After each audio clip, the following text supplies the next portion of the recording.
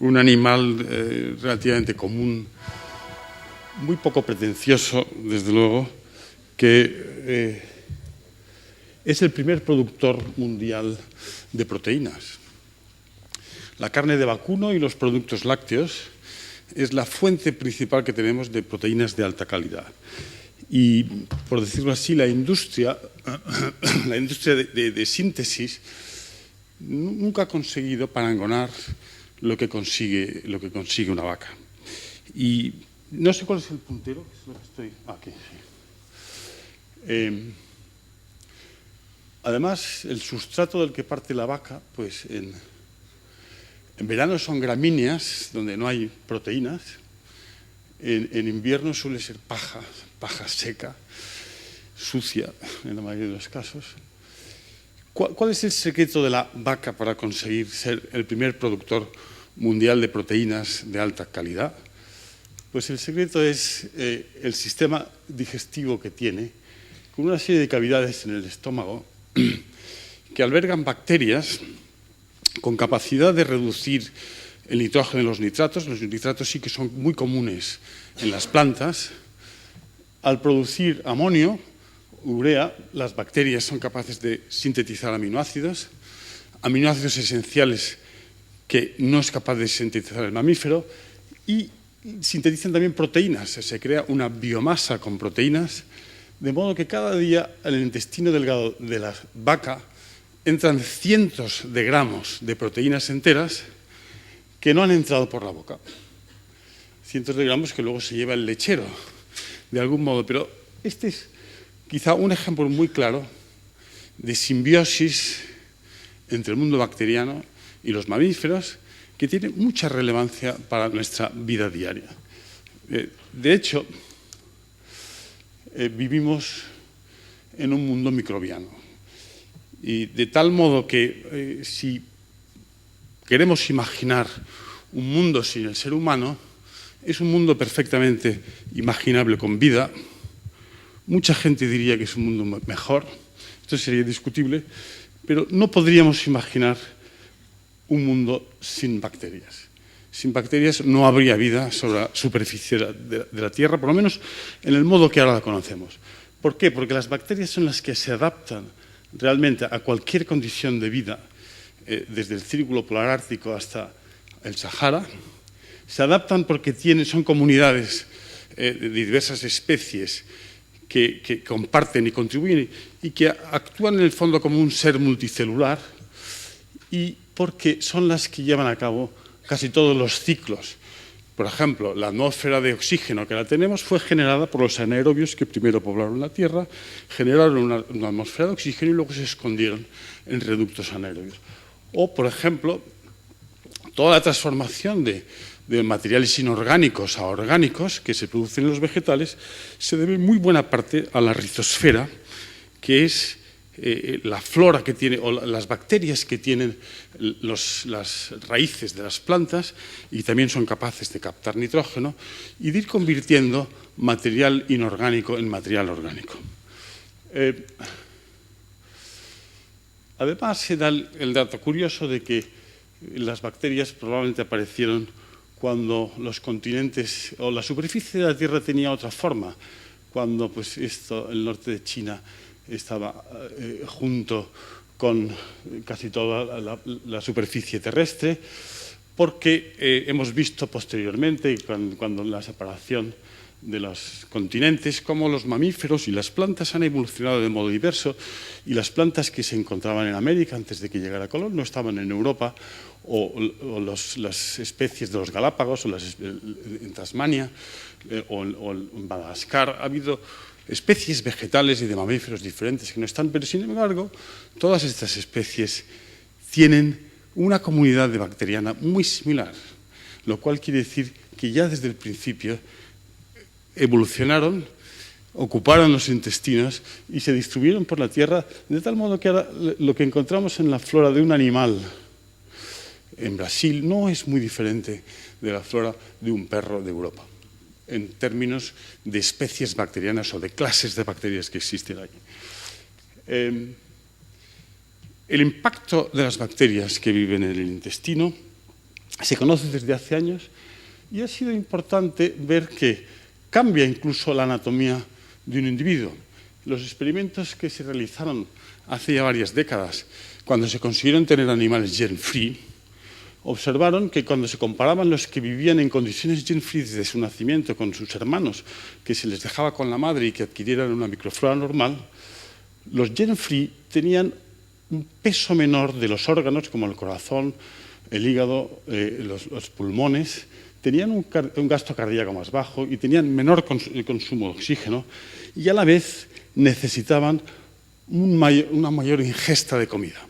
O sea, para crecer menos necesitaban comer más, lo cual quiere decir que las bacterias de algún modo prestaban una simbiosis que ayudan en la nutrición del individuo. Cuando no están esas bacterias, el desarrollo corporal es menor, incluso con un consumo mayor. Y otro aspecto muy claro que se veía es que los animales germ-free tienen unos ganglios linfáticos atróficos y prácticamente no tienen inmunoglobulinas circulantes en el suero. Y además tienen una gran susceptibilidad a la infección. Es decir, que la presencia de bacterias ayudaba al desarrollo de la inmunidad. Es decir, que desde hace años sabemos que hay una simbiosis entre el mamífero y sus bacterias que por lo menos es necesario para estos dos aspectos. En años recientes se ha creado el concepto del microbioma humano, que sería la colectividad de microorganismos que viven en asociación con el cuerpo humano. Aquí falta una gráfica que veo que ha desaparecido. Bueno, y que prácticamente es decir que nosotros tenemos bacterias que viven en nuestras superficies, en la superficie de la piel, en la superficie de las mucosas y en todas las cavidades que están en contacto con el exterior, en la boca, en la luz del tubo digestivo, en la vagina. Entonces, en estas bacterias, la máxima diversidad está en el colon, que es lo que indicaba en esta figura, la máxima diversidad y el máximo número de bacterias está en el colon porque sí que es un órgano muy adaptado a alojar bacterias. Tiene una baja motilidad, hay una gran cantidad de sustratos que ayudan a proliferar las bacterias. Entonces, aunque todo ha sido basado sobre todo en estudios animales, en animales germ-free o animales monoasociados, sí que sabemos básicamente que hay tres funciones generales que cubre la flora intestinal en el individuo. Por un lado, funciones metabólicas, porque se fermentan los sustratos de la dieta no digestibles y se generan productos energéticos, como los ácidos grasos de cadena corta, pero también se producen vitaminas, se producen también aminoácidos en la flora humana y se favorece la absorción de iones. Esto sabemos que ha sido muy importante en la historia de la humanidad. Hay 100 años o 150 años, la población vivía lejos de una tienda de comestibles y tenían unas dietas muy monótonas de lo que se producía localmente y con esas dietas monótonas vivían la mayor parte del tiempo y probablemente la diversidad de la alimentación se conseguía mucho por las bacterias que conseguían ahí vitaminas y conseguían, como ya digo, también aminoácidos. El otro aspecto es que la flora defiende porque ocupa los nichos a los que podrían llegar patógenos y los aspectos quizá más interesantes que se están estudiando en los últimos tiempos son los aspectos tróficos. Las bacterias que viven en el ser humano producen sustancias que interaccionan e interactúan con las células epiteliales. Las células epiteliales también producen sustancias que tienen un efecto sistémico. Y sobre todo, las bacterias tienen una importancia importante en el desarrollo y en el equilibrio del sistema inmune.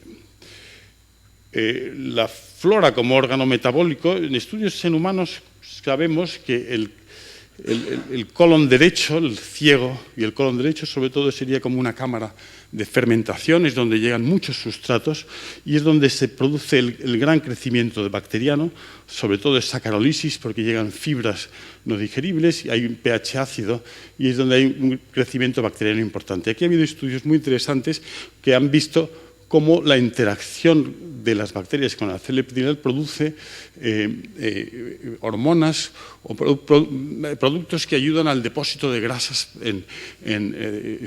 debajo de la piel, en el tejido adiposo, de tal manera que se ha relacionado la fermentación aquí con la obesidad. En estudios recientes que no voy a citar por número de espacio, pero de algún modo lo que quería decir un poquito es que lo que ha sido una ventaja en la evolución, la capacidad de recuperar energía de los alimentos, en este momento puede ser un problema, o en este momento está siendo un problema, porque si tenemos abundancia de alimentos y recuperamos bien energía, hay problemas de obesidad. Y esto, algunos autores piensan que está relacionado con un perfil determinado de flora. En el colon distal es más un tubo de salida, pero en el que hay mucha actividad proteolítica, sobre todo por las células descamadas. La actividad proteolítica es bastante constante. La sacrolítica sí que depende mucho de lo que comemos. La actividad proteolítica depende sobre todo de lo que se descama. Y aquí es donde se generan productos tóxicos que pueden tener genotoxicidad sobre el genoma de la célula epitelial y donde será relacionado con el cáncer de colon, que, como saben ustedes, de predominio distal hasta en un 70% de los casos. El otro aspecto es el efecto de la flora en la inducción del sistema inmune. El sistema inmune tiene unas áreas naturales de inducción en las mucosas, que son las placas de Peyer. Las placas de Peyer es lo que naturalmente tiene el sistema inmune para ver a los antígenos. Tendemos a pensar en el sistema inmune pensando en unos linfocitos que están en el laboratorio y que se les estimula con un antígeno, o en una vacuna que se pone subcutáneamente. Lo que ocurre diariamente, y sobre todo desde que nacemos, es que esta información se va recogiendo en las placas de Peyer de la mucosa intestinal. En una rata gen-free, los folículos linfoides de la mucosa intestinal están allí, pero no hay actividad. En cuando la rata se convencionaliza, es decir, se le adquiere una flora, empieza la actividad en los folículos, la expansión clonal. En los centros germinales empieza a haber expansión clonal de linfocitos. Bueno, hay un paper que no puedo comentar, un paper de hace un mes, en que se ve como este proceso no es por patógenos, sino es la flora habitual. La flora habitual es la que pone en marcha los sistemas de desarrollo del sistema inmune. Y esto es un concepto que hasta hace muy pocos años siempre hemos pensado que el sistema inmune es algo para los patógenos, que cuando encontramos un patógeno desarrollamos una respuesta inmune. Esto también es anecdótico. O sea, el sistema inmune sobre todo se desarrolla, este es un paper de hace un mes en que se ven cómo se desarrollan las criptas fetales pasan a folículos linfoides por la presencia de bacterias comensales y de algunas en concreto. El proceso que más o menos todos ustedes conocen es la presentación de antígenos. Las células presentadoras de antígenos informan a los linfocitos naive, y lo que está llamando mucho la atención o interesa mucho es que en este proceso de la célula presentadora de antígenos que informa al linfocito de naive, se da ya un tipo de información en que hace que el linfocito se expanda, haya una expansión clonal con unos fenotipos diferentes. Y esto depende mucho de cómo la célula presentadora de antígenos, la célula dendrítica, cómo reconoce al antígeno. Como saben ustedes, hay una serie de toll-like receptors o nodes, en total 20 o 30 conocidos entre los intracelulares y los de la membrana, por los que innatamente la célula presentadora de antígeno sabe reconocer si se trata de un patógeno o no de un patógeno. Cuando se trata de un patógeno, puede derivar la expansión clonal de este linfocito naive para este antígeno específico, como células TH1 o TH17, que son células efectoras muy potentes para el aclaramiento del antígeno, para eliminar el antígeno, pero que a la vez destruyen tejido, o células TH2, cuando la respuesta es más de predominio humoral, o células T reguladoras, que esto es muy importante, es algo que ocurre en el intestino diariamente. Se van reconociendo antígenos que no son patógenos, que dan lugar a expansión clonal con memoria de este antígeno de células no inflamatorias. Esto es muy importante porque cuando hay una respuesta a un patógeno se produce inflamación, se produce destrucción de tejido y se pierde la función. Y es muy importante que reconozcamos muy bien cuando un antígeno no es patógeno, porque sepamos, para que el sistema inmune tenga una memoria de tolerancia y que entonces se preserve la estructura y la función del tejido. Vivimos en un mundo en que permanentemente estamos en contacto con antígenos y es muy importante esta memoria de tolerancia. Algunos autores han planteado la hipótesis de los viejos amigos. Los viejos amigos serían organismos, helmintos, bacterias, que han convivido siempre con el hombre y que han hecho que las células dendríticas maduren como células presentadoras de antígeno que van a ser reguladoras, que producen citoquinas, que van a favorecer la expansión a células reguladoras y que van a generar que haya una supresión permanente, porque va a haber un estímulo permanente y va a haber TGF-beta, interleuquina 10, interleuquinas supresoras permanentemente, o van a hacer que también por este ambiente el reconocimiento de alergenos en el aire, el reconocimiento de los propios antígenos del intestino, sea también de células T reguladoras por la presencia de estas citoquinas. Se especula que la falta de estos elementos del ambiente, de estos organismos no patógenos, por nuestra eficacia en la lucha contra las enfermedades infecciosas, esterilizando todo el ambiente que nos rodea, hemos conseguido que desaparezcan las enfermedades infecciosas, incluso las virales, esterilizando muy bien el medio, pero probablemente hemos hecho desaparecer bacterias, helmintos, protozoos, que ponían en marcha unos sistemas reguladores y evitaban el crecimiento epidemiológico que estamos observando de los años 50 hacia aquí de enfermedades de tipo autoinmune, donde el sistema inmune empieza a combatir contra las células productoras de insulina y las destroza, la diabetes tipo 1 sigue creciendo, o contra las células mielínicas del sistema nervioso, la esclerosis múltiple, o contra la flora, la enfermedad de Crohn, o el asma, cuando un antígeno en el aire que no hace ningún daño desencadena una respuesta inflamatoria que puede poner en peligro la vida del individuo. Es decir, que probablemente las bacterias tienen un papel en la homeostasis del individuo esencial. En trabajos de nuestra unidad de la última década, con la doctora Natalia Barruel, María Antolín, Encarna Varela, Mónica Carol, Marta Llopis, Francesca Sellas, Jaime Vilaseca, todo el equipo de investigación, hemos visto cómo hay efectivamente bacterias que tienen capacidad de generar señales antiinflamatorias en la superficie de la mucosa. Son estudios, sobre todo en cultivos, una serie de publicaciones en los últimos años, en que vemos que estas señales antiinflamatorias se traducen a la mucosa, las señales llegan a la mucosa y los linfocitos de la mucosa dejan de expresar. Esto es en pacientes con enfermedad de Crohn, muestras obtenidas en colaboración con el servicio de cirugía de nuestro hospital, como dejan de expresar TNF, los linfocitos T de la mucosa, y como también entran en apoptosis, que es uno de los defectos que tiene la enfermedad de Crohn, que hay una inflamación persistente porque los linfocitos activados no entran en apoptosis, y ahí uno de los trabajos comprobamos cómo entran en apoptosis. O sea, sí que es verdad que las bacterias juegan un papel antiinflamatorio y esto no lo hacen algunas otras bacterias. Esta es una bacteria no patógena que hemos utilizado muchas veces como control, que en situaciones de inflamación aún empeora la inflamación. La hipótesis sería que probablemente por la higiene o por la hipótesis han desaparecido bacterias que eran necesarias para el equilibrio adecuado.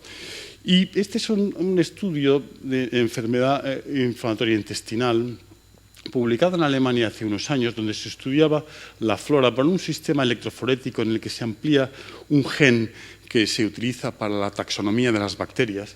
Y este gen, se hacen unos geles, y entonces en las bandas, aunque no sepas qué grupos de bacterias hay en cada banda, sí que las puedes analizar y puedes mirar la similaridad entre las bandas. Y entonces estos autores encontraron que al estudiar las bacterias asociadas a la mucosa en pacientes con la enfermedad inflamatoria intestinal y controles, las cajitas blancas serían los controles se asociaban en un lado, tenían una similaridad en la flora sin saber qué es esa flora, simplemente por un elemento electroforético, y todos los pacientes se agrupaban en el otro lado.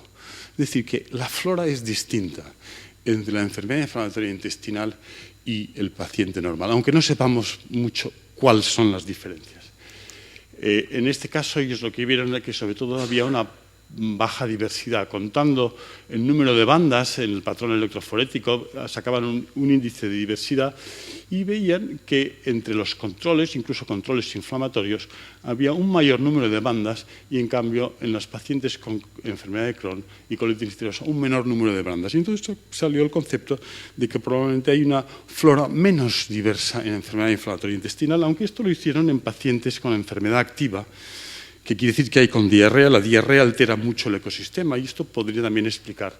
Tenían unos controles inflamatorios que podría explicar. Otro estudio posterior, publicado hace un año, hacía un análisis distinto, porque en vez de hacer bandas electroforéticas, es un estudio que secuenciaba exhaustivamente los amplicones del gen 16 sRNA, y también por análisis bioinformático entre los no inflamados, que serían los controles blancos, la enfermedad de Crohn y la colitis ulcerosa, veía que se agrupaban juntos casi todos los enfermos con un solo control, aunque algunos otros enfermos no entraban en esta agrupación.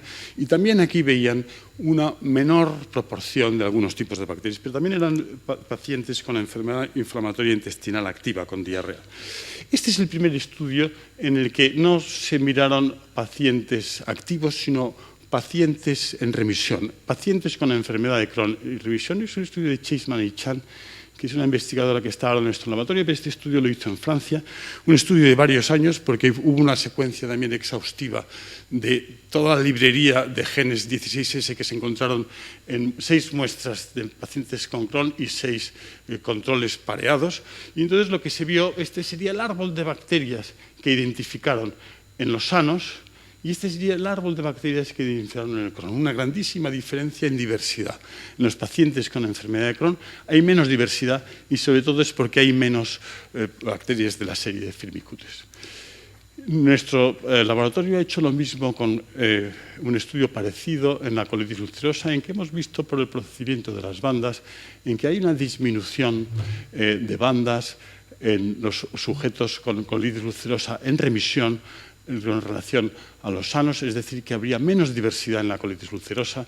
Y en un seguimiento a 2 años, lo que es que pacientes que estaban permanentemente en remisión y fueron seguidos durante un año, se podían seguir las bandas y se podía analizar el índice de disimilaridad, y lo que se ve es que en estos pacientes hay también inestabilidad. O sea que en el paso del tiempo la falta de diversidad hace que la flora sea inestable. Esto nos parece que es un concepto muy interesante, porque si hay un core o un núcleo de una flora que es la que está estimulando mecanismos de regulación siempre, pues aquí fallarían. Bueno, en cualquier caso, el gran problema que tenemos es que no conocemos casi nada de los mecanismos que hay allí, porque las bacterias que vemos al microscopio no las podemos cultivar.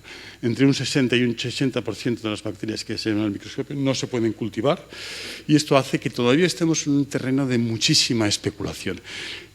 Se ha puesto en marcha algunos estudios de clonación y secuenciación. Esto sería por método Sanger. Cuando habían 79.000 secuencias en el base de datos para bacterias, se encontraban que solamente el 24% de lo que se encontraba en el individuo estaba en el banco de datos. Unos años después, en un paper en Science, cuando ya había 200.000 secuencias, seguían habiendo un 62% de las secuencias que se encontraban en el individuo noveles, que no estaban en el banco, secuencias nuevas. Ya estamos con unos 800.000 más o menos secuencias en los bancos, y cada vez que se analiza un individuo aparecen hasta un 20% de secuencias nuevas. Esto hizo que se pusiera en marcha el proyecto europeo MetaHit, que se llama Metagenomics of the Human Intestinal Tract. El metagenoma es la colección de genes presente en un ecosistema, que consisten en los genomas de todos los individuos que participan en ese ecosistema. En este proyecto europeo lo que queremos es no solamente saber el nombre y apellido de las bacterias, que es lo que se ha hecho hacia ahora, la taxonomía con el 16S, sino vamos a intentar exhaustivamente secuenciar todos los genes de las bacterias presentes, porque esto nos va a dar un aspecto funcional. Más o menos la finalidad de este proyecto es secuenciar, identificar las funciones. Cuando tú tienes la secuencia de un gen, puedes ir a la base de datos y saber las proteínas que se codifican. Probablemente encontraremos un 20% de proteínas que automáticamente podremos saber qué proteínas son, qué enzimas son, nos darán una idea sobre función. Y vamos a intentar desarrollar unos instrumentos para medir rápidamente la flora en individuos, y entonces estamos siguiendo unas cohortes de pacientes con enfermedad inflamatoria y otras cohortes de pacientes con obesidad dentro de este proyecto. Es un proyecto complejo, participa el Sanger Institute, participa Genoscope, fueron los que hicieron el cromosoma 17 humanos, se secuenció en estas dos instituciones, participa un instituto chino para secuenciación, en nuestro hospital, un hospital en Dinamarca, y todo esto está integrado en el Consorcio Internacional del Microbioma Humano, que se constituyó en octubre en Heidelberg, hace un mes y medio, en el que hay una serie de países que vamos a compartir datos desde el punto de vista de que las secuencias, estamos pensando en 4 millones de genes, el metagenoma humano puede ser de 4 millones de genes, a lo mejor luego es de 1 millón, ahora es difícil la estimación, pero pensamos que todos estos datos vayan a unas bases de datos comunes, porque el análisis bioinformático va a ser la parte más difícil de este proyecto. Muchísimas gracias por la atención.